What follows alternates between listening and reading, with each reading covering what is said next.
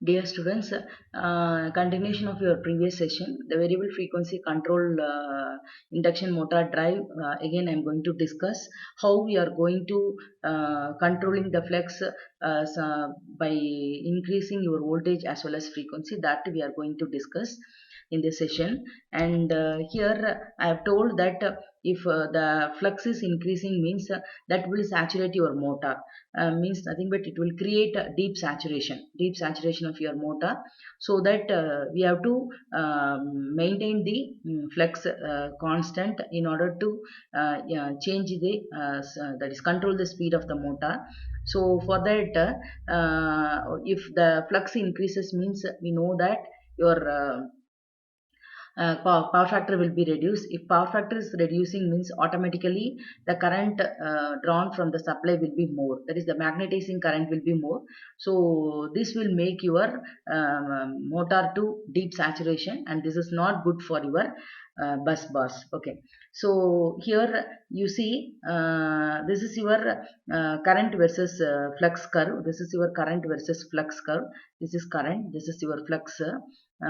If suppose if your see for particular current, your flux will be linearly it is increasing. Okay, see up to this point it is linear region, it is linear region. After that the flux goes to saturation. Okay, after that the flux goes to saturation. If the current increases means your flux also will increase linearly up to this point. After that the flux goes to saturation region. During this period, during the saturation period, what will happen, it will draw more current from the supply, and your what will happen, your power factor will be uh, very less. Your power factor will be very less, so that the magnetizing current will be more.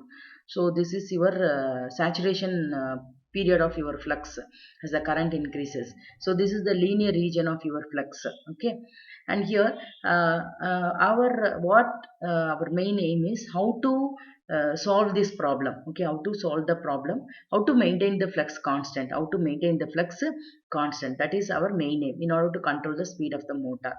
So here already we know that your flux will be increased. Okay, your flux will be increased if your voltage your frequency is decreased. Your frequency decreases means flux will increase.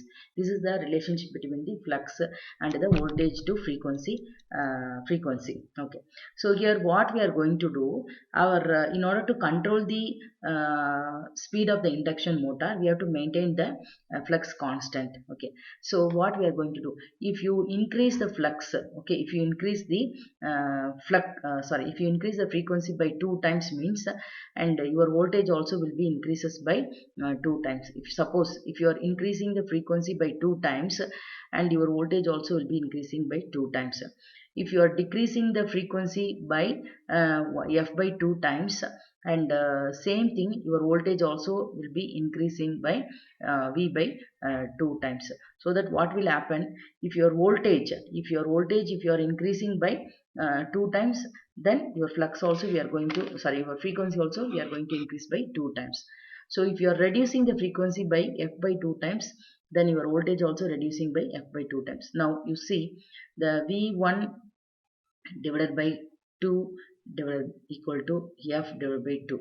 So this is nothing but your v1 divided by f. Okay, so v1 divided by f, so 2 to get cancelled.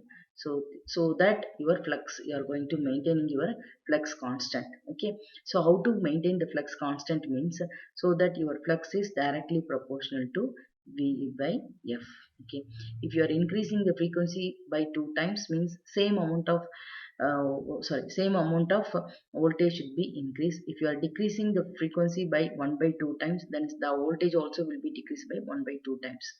To eliminate the issues associated with the deep saturation, we are going to make this v by f is equal to constant. Okay, to eliminate the deep saturation, the issues of the saturating the motor because of increase in flux, we are going to maintain the flux constant. Okay, in this method, reduce the frequency. Here we have to make the V by F method constant. So this is called as variable voltage to frequency control method, or variable frequency voltage control method. This method is called variable frequency voltage control method or voltage to frequency control method.